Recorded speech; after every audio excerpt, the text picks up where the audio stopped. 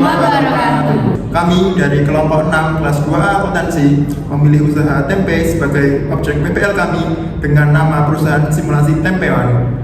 Alasan kelompok kami memilih UMKM ini karena proses produksinya cepat dan rincian biayanya jelas, sehingga perhitungan bisnisnya mudah untuk dipraktikkan. Saya Azinul Syafiq dengan nomor absen 01. Saya Anintia Khairunisa, nomor absen 3. Saya Muhammad Garut Madandi, absen 15. Saya Nisa Dwi Arianti, absen 18. Saya Anintia, saya berkontribusi mengerjakan logbook, input transaksi 1-27 ke Accurate. Dan sebelumnya kami mengerjakan modul bab 1 dan 2 secara bersama-sama. Saya mengerjakan modul bab 5 serta video input Accurate penjualan tunai dan juga kredit. Saya Azinul Syafiq, saya berkontribusi mengerjakan checklist keseluruhan sistem input transaksi Accurate 55-81, mengerjakan modul bab 4 dan video input Accurate produksi. Saya Nisa, di sini saya berkontribusi mengerjakan video input Accurate pembelian tunai dan kredit, input transaksi 28 sampai 54, mengerjakan modul bab 3 dan mengerjakan RPP. Saya Garut, saya berkontribusi mengedit video input data transaksi Accurate 82 sampai 103 dan mengerjakan modul bab 6 sampai bab 7 dan video input Accurate yaitu pembelian. Selanjutnya kita akan membahas mengenai blueprint dari usaha kami Tempeon. Yang pertama ada alur utama operasional. Di tahapan pertamanya dia ada alur pembelian.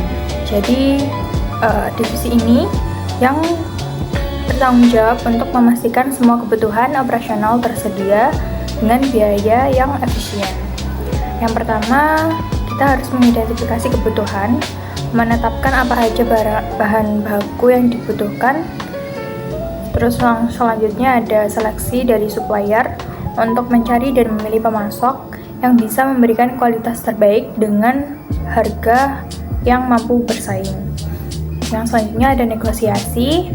Ini kita melakukan negosiasi agar harga pengeluaran perusahaan tetap efisien tanpa mengorbankan kualitas yang kita dapatkan. Dari tahapan 2 ada alur penerimaan dan manajemen gudang. Jadi setelah bahan baku dibeli, divisi gudang akan mengambil alih untuk menjaga aset fisik dari perusahaan.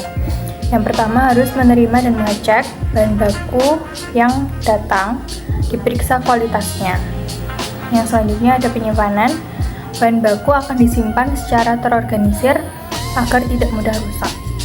Yang selanjutnya ada stock optim, yaitu melakukan perhitungan fisik secara berkala untuk memastikan data kecocokan stok. Yang selanjutnya atau tahapan 3 itu ada alur produksi.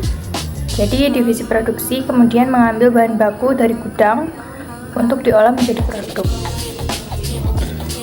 Yang pertama melakukan persiapan dan juga produksi, yaitu melakukan pencucian, perebusan, dan proses fermentasi. Yang selanjutnya ada QC atau quality control untuk memastikan produk yang dihasilkan itu higienis dan memenuhi standar kualitas. Yang selanjutnya ada pengemasan sampai dengan pelaporan. Ini mengemas tempe yang sudah jadi dan membuat laporan hasil produksi harian untuk diserahkan kembali ke gudang sebagai produk jadi. Yang selanjutnya ada alur penjualan dan distribusi. Setelah tempe siap dijual, divisi penjualan bergerak sebagai ujung tombak untuk menghasilkan pendapatan. Jadi harus mencari pelanggan yang potensial. Bisa ke pasar tradisional, supermarket, agen, ataupun konsumen langsung. Yang selanjutnya harus memproses pesanan dan negosiasi. Jadi harus bisa melayani pemesanan dan juga menyepakati harga jual. Yang selanjutnya ada follow up dan penanganan komplain, yaitu menjaga kepuasan pelanggan dengan menerima masukan atau menangani keluhan jika ada barang yang tidak sesuai. Yang selanjutnya adalah pengiriman. Jadi divisi gudang akan membantu menyiapkan barang yang telah dipesan untuk dikirim supaya tepat waktu ke tangan pelanggan. Alur yang selanjutnya adalah alur pendukung operasional. Yang pertama ada akuntansi atau administrasi. Ini juga bertugas untuk mencatat dan mengawasi seluruh lalu lintas uang dan dokumen. Yang pertama, mencatat transaksi. Setiap ada pengeluaran dan juga pemasukan, penggajian untuk gaji karyawan, dan juga menyajikan laporan keuangan agar kondisi keuangan bisa transparansi dan terlihat apakah kondisi perusahaan sehat ataupun tidak. Nah, selanjutnya ada sumber daya manusia atau SDM. Ini memastikan roda organisasi digerakkan oleh orang-orang yang memang kompeten. Dari rekrutmen hingga pelatihan, merencanakan tenaga kerja, menyaring karyawan baru dan melatih mereka, serta menilai kinerja, memastikan karyawan bekerja secara disiplin dan juga profesional sesuai dari standar perusahaan tersebut. Yang selanjutnya atau yang terakhir itu adalah peran dari pemilik atau owner sebagai top management atau manajemen puncak dalam suatu perusahaan. Jadi pemilik harus bertindak sebagai nahkoda seluruh alur yang ada di atas. Jadi pemilik tidak turun ke teknis harian, melainkan fokus pada penentuan visi dan strategi usaha, mengawasi seluruh divisi, dan juga mengevaluasi kinerja dari usaha.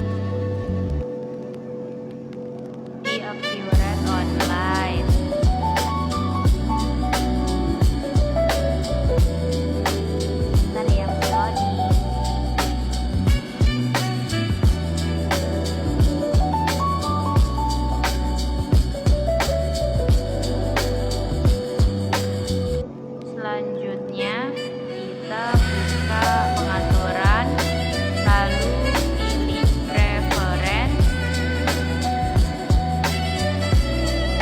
Selanjutnya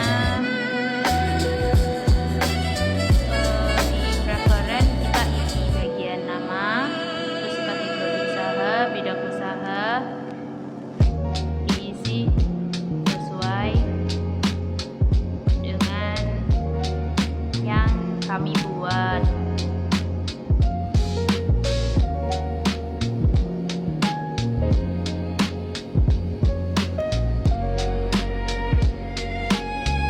Next, selanjutnya isi nomor telepon, email, lalu tanggal data dimulai pembuatan data. Terus diisi alamatnya.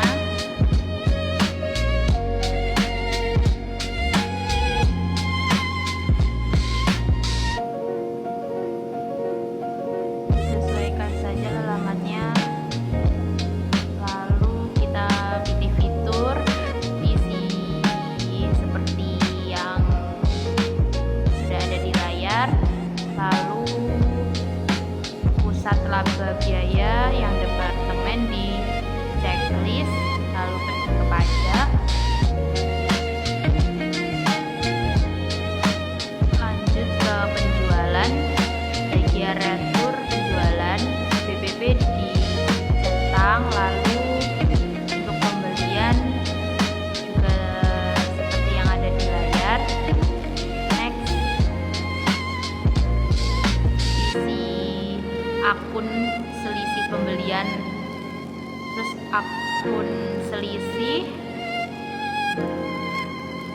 lalu pergi ke manufaktur, akun-akunnya diisi. Untuk proses akhir bulan dicentang, tahap menggunakan tahap proses dicentang. Lalu selanjutnya pembatasan tidak dibatasi.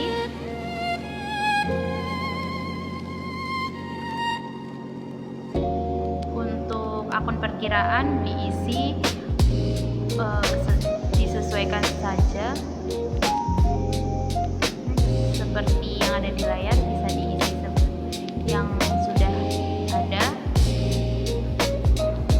Untuk lain-lainnya, tanggal faktur,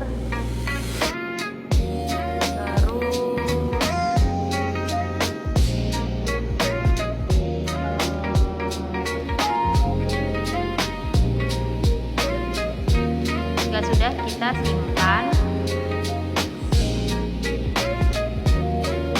Selanjutnya kita akan pergi ke COA untuk mengisi COA-nya. Bisa ke buku besar,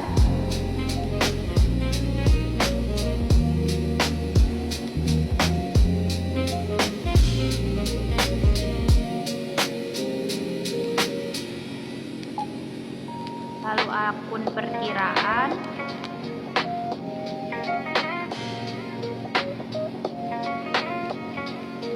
pergi ke klik warna hijau di pojok kiri, lalu ada gambar upload, file di upload, nanti file akan terupload.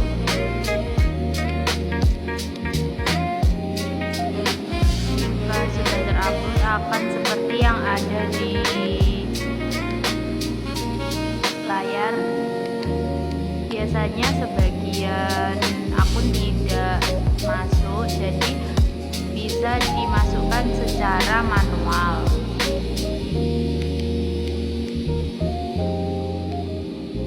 Sekian, terima kasih. Hai, saya Nisa. Saya di sini akan menjelaskan cara membeli bahan baku.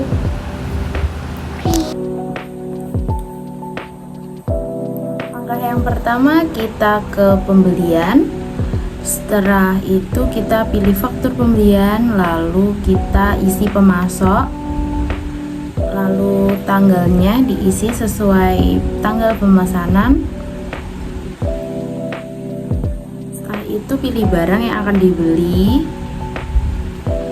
diisi berapa yang akan dibeli, lalu harganya, lalu sesuaikan di gudang apa yang ingin kita simpan.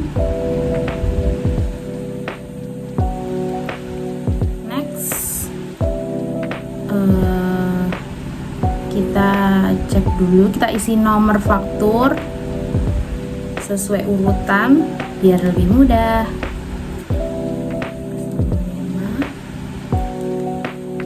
Lalu kita pilih tanggal pengiriman, isi, bukan pilih isi tanggal pengiriman. Jika dirasa sudah, kita langsung proses pembayaran.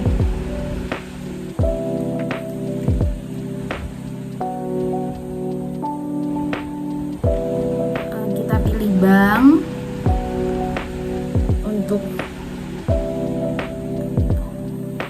lalu kita pilih metode pembayaran, pilih tunai, disesuaikan saja, pilih isi tanggal bayar, lalu simpan. Sudah terbayarkan jika informasi sudah berhasil. Lalu kita pilih lagi untuk plastik, pembelian plastik. Next, pilih plastik kemasan, isi berapa, harganya. Next, lanjut.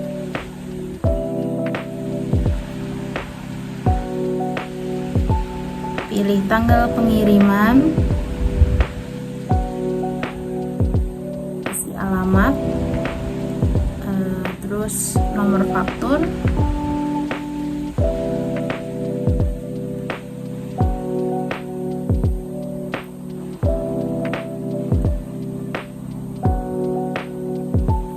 Jika dirasa sudah, kita langsung proses pembayaran.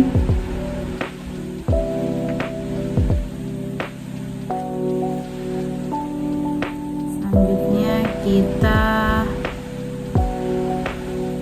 bayar, pilih bank, terus pilih metode pembayaran,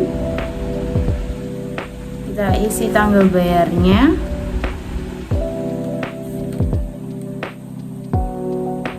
lalu simpan.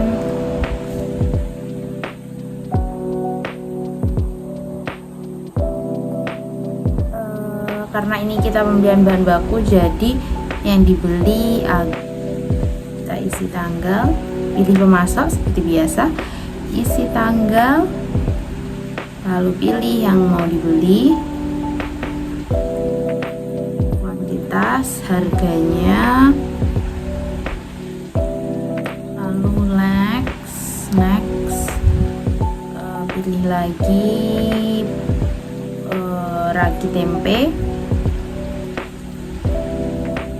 tepung beras 2 kilo, sekilonya 9.000.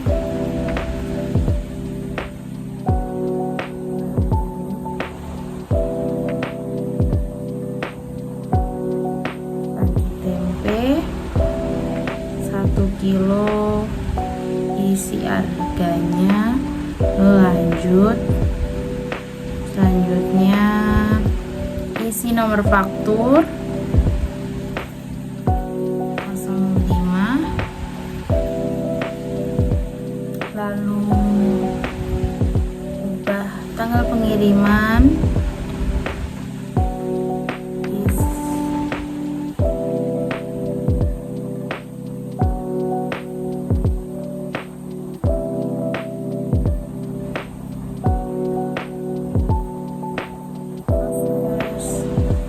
pembayaran.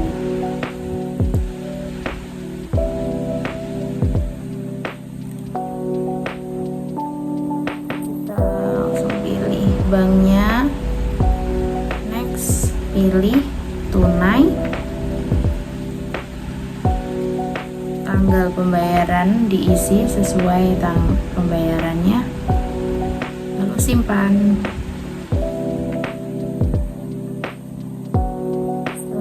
Kita cek,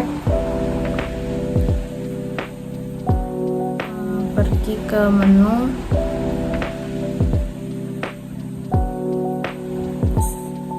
penerimaan barang, kita cari satu-satu penerimaan barang yang tadi kita sudah pilih, nomornya 05, lalu cari bakar, satu ikat, tanggalnya diisi, tanggal pengiriman, lalu simpan, lalu kita cari lagi plastik, tanggalnya jangan lupa diisi.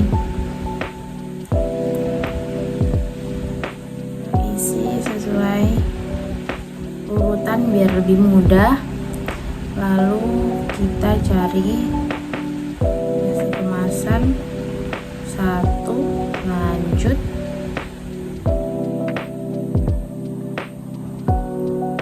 terus kita isi tanggal pengirimannya,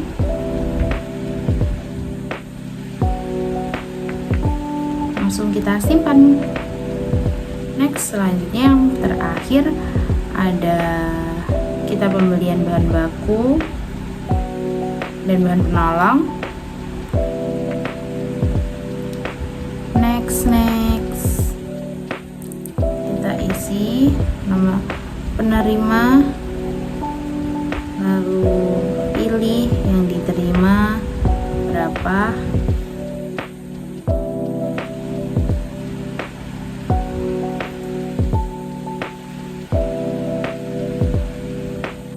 pilih tepung beras lalu isi kuantitasnya.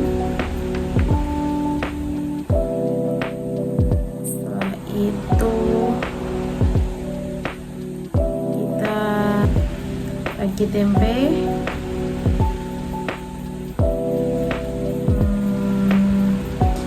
Diisi alamat pengirim,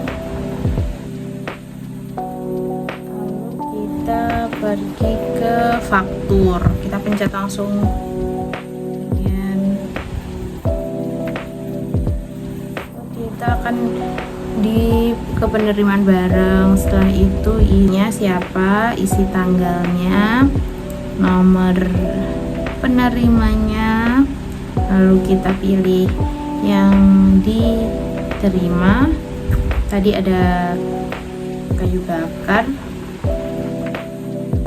10, 8 ya. Kita isi tanggal pengiriman. Selanjutnya kita simpan, lalu kita ada pembelian baskom, lalu kita pilih pembelian, faktur pembelian, lalu kita pilih yang akan dibeli, ada baskom dan sudip kayu. Masuk umum, pilih tanggalnya, jangan lupa. Next kita pilih baskom. Kita lihat baskom 3 pieces, harganya 25.000, satunya 75.000 total harga. Terus kita pilih sudip kayu, ada 1 pieces 30.000 untuk sudip kayu.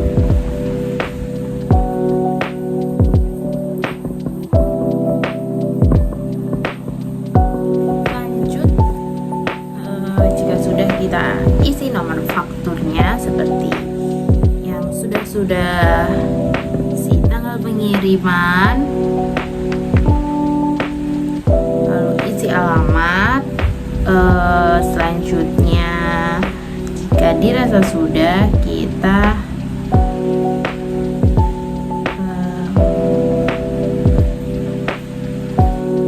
simpan. Oh, lupa mengisi nomor faktur tadi. Ini 05 ya, seperti urutannya. Oh, 05. Udah, langsung proses pembayaran saja.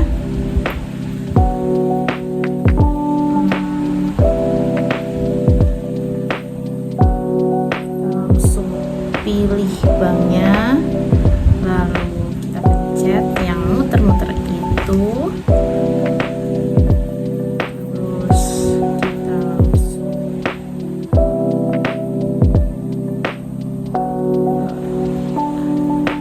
jangan lupa diisi tanggal pembayaran.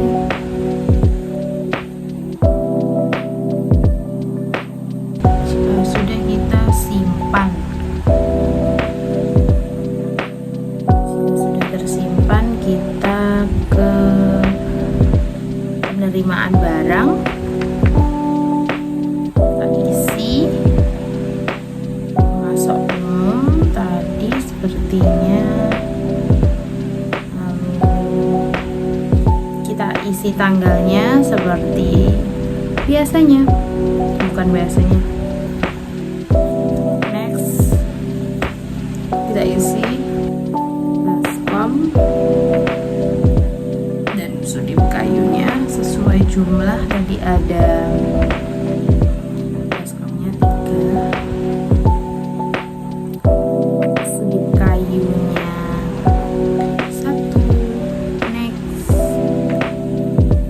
kita pilih tanggal.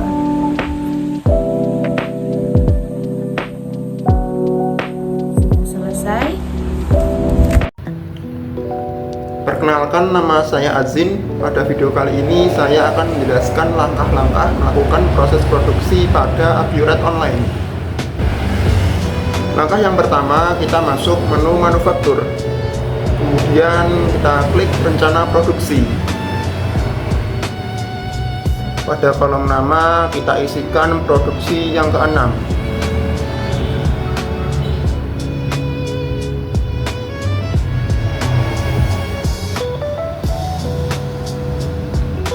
Kita klik tombol ambil,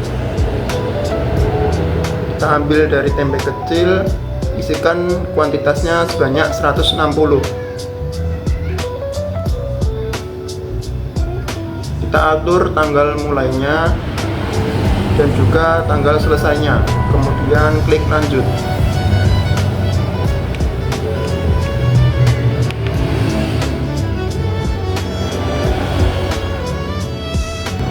Selanjutnya kita pilih tempe besar, isikan kuantitasnya sebanyak 80.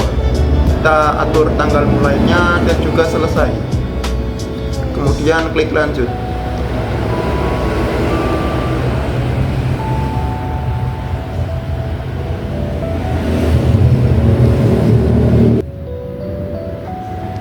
Selanjutnya jika sudah, klik simpan.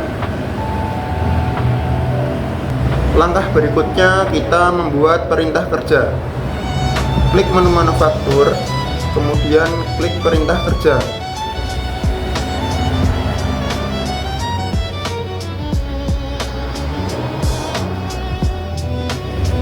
Pertama, kita membuat perintah kerja untuk rencana produksi tempe kecil. Kita atur tanggal mulainya.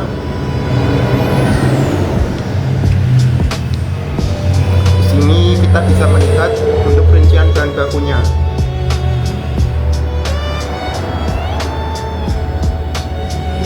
Selanjutnya kita klik proses untuk pengambilan bahan baku.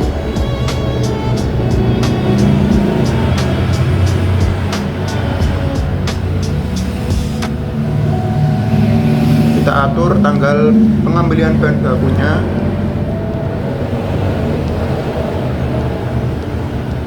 Jika sudah, kita klik simpan.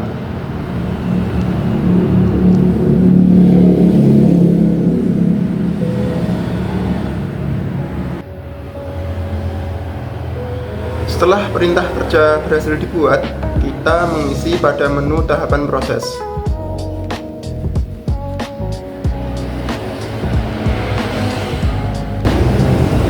Kita klik perintah kerja untuk tempe kecil, kemudian tahapan produksi kita klik departemen pengolahan. Untuk yang pertama, kita atur durasi lama pengerjaannya dan juga tanggal mulai prosesnya. Selanjutnya klik simpan.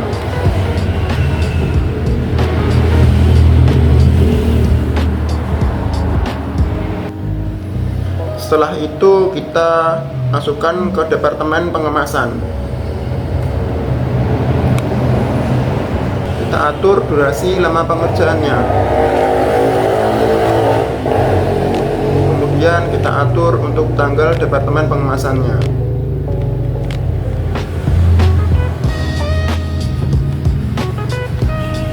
Jika sudah, klik simpan.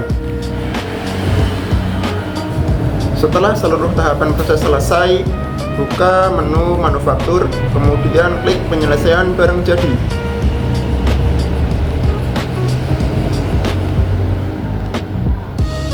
Kita klik kolom perintah kerja untuk tempe kecil. Kita atur tanggal selesainya. Kemudian kita klik untuk produk tempe kecil. Klik lanjut.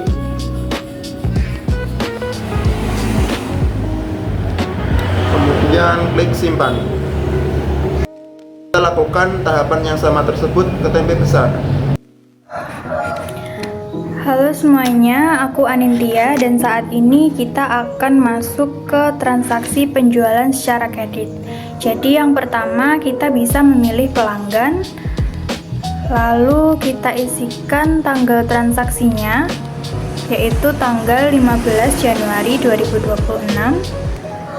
Setelah itu itu kita bisa pilih barang yang ingin dijual. Nah, dalam contoh transaksi ini kita akan menjual tempe besar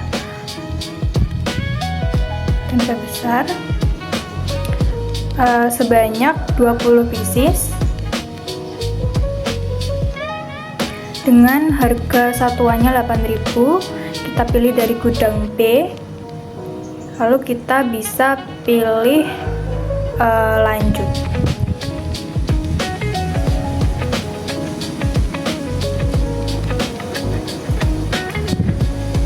Dan kita juga akan lakukan juga penjualan terhadap tempe kecil.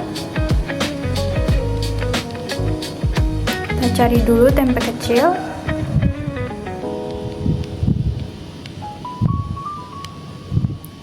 Kita akan menjual tempe kecil ini 10 unit atau 10 pieces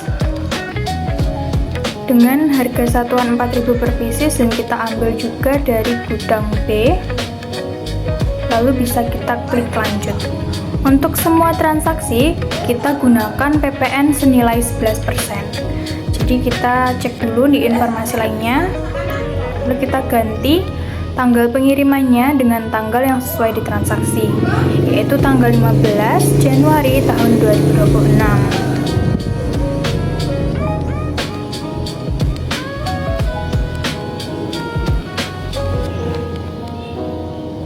Selanjutnya kita cek di menu biaya, tidak ada informasi jadi tidak usah diisi. Di pembayaran juga tidak ada, jadi kita bisa klik proses, terus kita klik pembayaran. Selanjutnya kita tunggu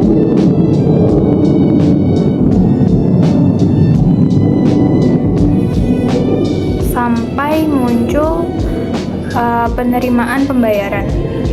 Lalu kita bisa hitung nilai pembayaran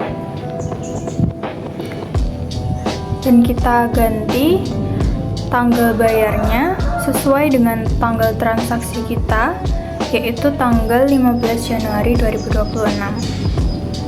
Setelah dipastikan nominal bayarnya juga 22.000, lalu kita simpan. Adalah arus kas. Laporan arus kas menunjukkan aliran masuk dan keluar arus kas perusahaan selama periode tertentu. Tujuan laporan arus kas untuk mengetahui kemampuan perusahaan dalam menghasilkan dan menggunakan uang kas. Kas pada nominal ini pada awal periode sebesar 7 juta dan pada akhir periode adalah 7.757.637 rupiah. Selanjutnya adalah neraca atau laporan kondisi keuangan. Neraca menunjukkan kondisi keuangan perusahaan pada suatu tanggal tertentu. Pada neraca ini jumlah ekuitas sebesar 60.837.948 rupiah dan jumlah liabilitas dan ekuitas sebesar 68.864.212 rupiah. Selanjutnya laporan laba rugi. Laporan laba rugi merupakan laporan yang menunjukkan kinerja perusahaan selama periode tertentu, biasanya 1 bulan atau 1 tahun. Laporan ini berisi pendapatan yang diperoleh perusahaan serta biaya-biaya yang dikeluarkan untuk menghasilkan pendapatan tersebut. Pada laporan laba rugi ini totalnya 2.081.199 rupiah. Yang terakhir adalah laporan perubahan ekuitas. Laporan ini menunjukkan perubahan modal pemilik selama satu periode akuntansi.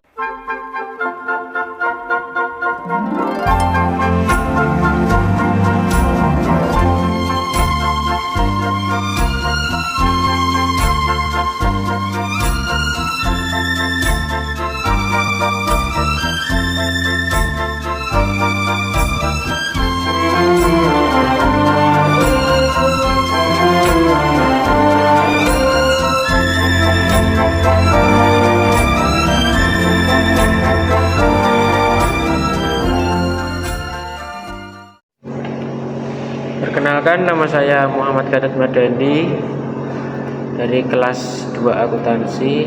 Di sini saya akan menjelaskan cara menjurnal retur pemberian. Yang pertama, klik pilih pemasok, dan yang kedua ganti tanggal sesuai tanggal transaksi pada tanggal 15 bulan 1 2026. Selanjutnya kita cari dari faktur, kita klik ambil hanya baskom dan ganti kuantitas menjadi 1. Selanjutnya lanjut klik dan simpan. Halo semuanya, saya Anindya dan di sini saya akan menjelaskan mengenai analisis varian dan juga GVP pada usaha kami ini. Yang pertama dari analisis varian bahan baku, ini diperoleh favorable untuk total variannya. Nah, untuk varian harganya itu 0, jadi harga belinya aktual sama persis dengan harga standar. Untuk yang varian penggunaan itu favorable karena kualitas bahan baku yang digunakan lebih sedikit dari standarnya. Jadi kesimpulannya adalah menghemat murni didorong oleh efisiensi penggunaan material di lapangan, bukan karena fluktuasi harga pasar. Yang selanjutnya ada varian tenaga kerja. Ini memperoleh unfavorable disebabkan oleh varian tarif. Itu tarif upah aktualnya per jam lebih tinggi daripada standar yang telah ditetapkan. Terus yang kedua alasannya adalah karena varian efisiensi. Itu juga unfavorable karena waktu pengerjaannya lebih lama dari jam kerja yang telah ditetapkan. Kesimpulannya jadi pembengkakan biaya utamanya disebabkan oleh pemborosan jam kerja yang tidak efisien dan sedikit kenaikan tarif upah. Yang selanjutnya ada variance overhead variable. Ini juga unfavorable karena varian pengeluarannya atau biaya input aktualnya overhead ini lebih murah dibandingkan standar. Ini favorable. Tapi yang unfavorable itu adalah varian efisiensinya karena ada pembengkakan akibat penggunaan jam kerja yang melebihi standar. Jadi kesimpulannya meskipun ada sedikit penghematan pada harga pengeluaran overhead, tapi nilainya tergerus habis oleh ketidakefisiensian dari jam kerja itu sendiri. Yang selanjutnya ada variance overhead tetap. Ini untuk total variannya unfavorable, tapi untuk varian pengeluarannya dia favorable karena pengeluaran aktual overheadnya tetap lebih rendah dari anggaran yang telah dibuat. Nah, karena varian volumenya unfavorable, ini disebabkan oleh target volume produksinya tidak tercapai atau kapasitas yang tidak siap pakai tidak tersap dengan optimal. Jadi semuanya kontrol biaya tetap sudah baik karena sudah menunjukkan posisi favorable, namun kegagalan untuk mencapai target atau volume kapasitas ini menyebabkan varian total menjadi merugikan.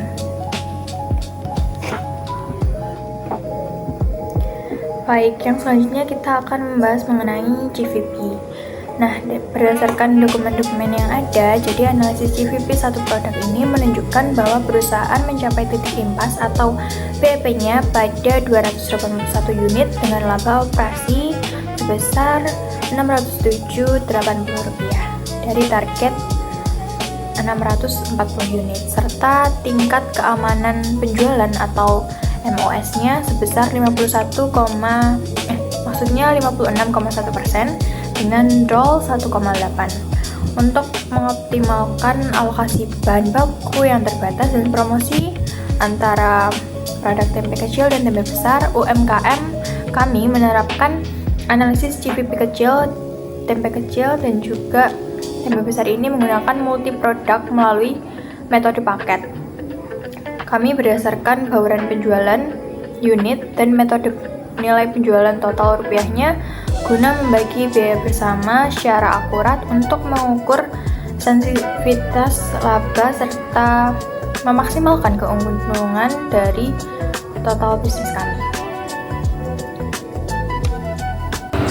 Perkenalkan, nama saya Azin Aula Syafiq. Pada video ini saya akan menjelaskan hasil analisis sensitivitas dan keputusan untuk bisnis tempewan.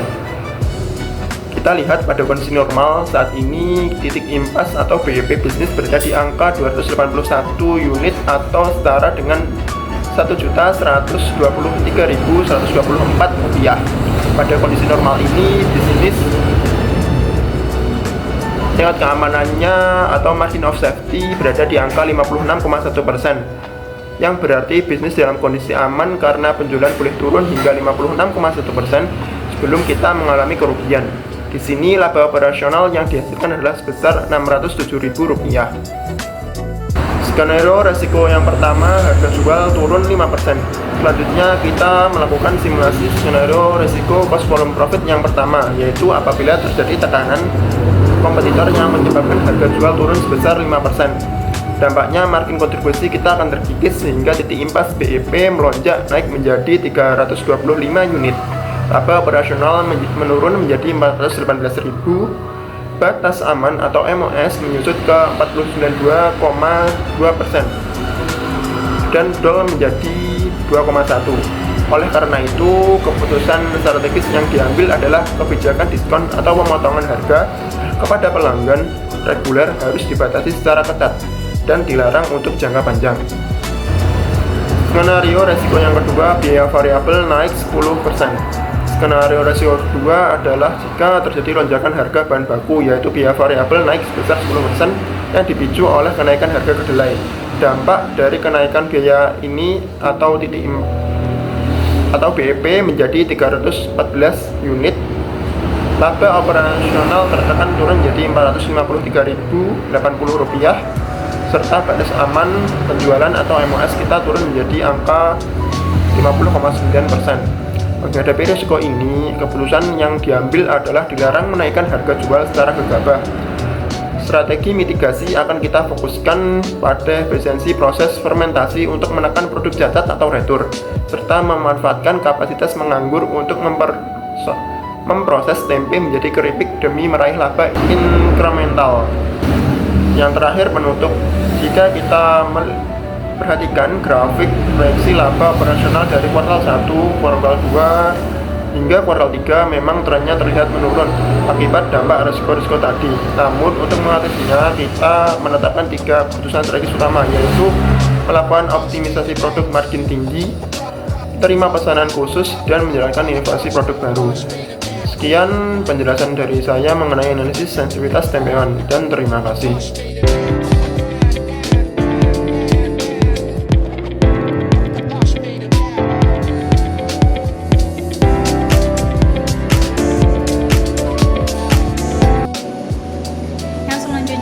Evaluasi implementasi Accurate Online dari perusahaan kami, yaitu Tempeon.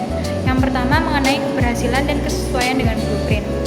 Ini otomatisasinya sudah penuh mengenai alur pembelian, produksi 2 departemen, hingga penjualan. Ini sukses juga menghasilkan jurnal otomatis yang terintegrasi. Untuk tertib administrasinya juga sudah ada dokumen dengan bukti pendukung seperti faktur yang sudah berjalan lancar untuk memperkuat pelacakan dokumen. Yang kedua ada temuan masalah. Ini yang pertama ada hak akses login. Jadi pembatasan fungsi ini masih belum ketat. Jadi beberapa user masih bisa mengakses modul jurnal umum. Selanjutnya ada human error. Ini sempat terjadi salah input mutasi barang. Jadi dari gudang B ke gudang A. Namun telah kami koreksi. Untuk yang terakhir, untuk rekomendasi solusi sistem ini sudah sesuai dan sudah dianggap sukses. Untuk yang kedua ada tindakannya, segera untuk memperketat pembagian jobdesk digital mengenai hak akses user dan juga melakukan verifikasi untuk input secara berkala.